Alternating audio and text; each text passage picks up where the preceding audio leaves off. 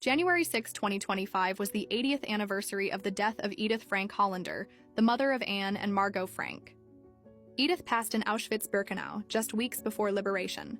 She didn't know her husband was still in the camp. The entire group who had been in hiding was sent to Auschwitz from Westerbork in September of 1944. On November 1st, Margot, Anne, and Mrs. Van Pels, who had been hiding with them in the secret annex, were sent to Bergen-Belsen. Edith was distraught to be separated from her daughters and took solace with Rosa de Winters, a woman she had met in Westerbork. Rosa's daughter was also separated from her. Rosa, pictured here with her daughter, became concerned about Edith and took her to the infirmary.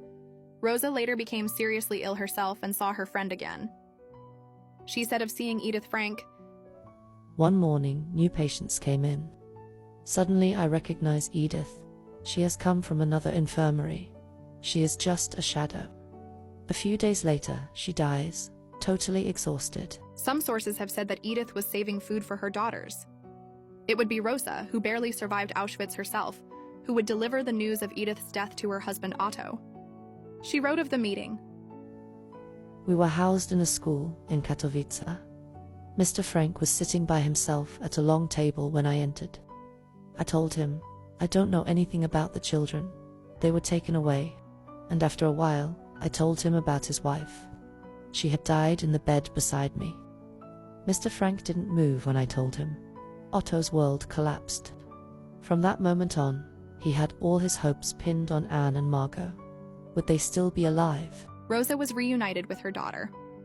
Otto would not be as lucky, as he would be the sole survivor of his family and the secret annex.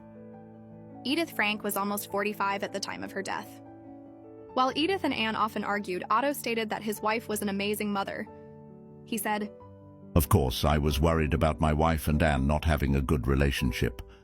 However, she truly was an excellent mother who put her children above all else.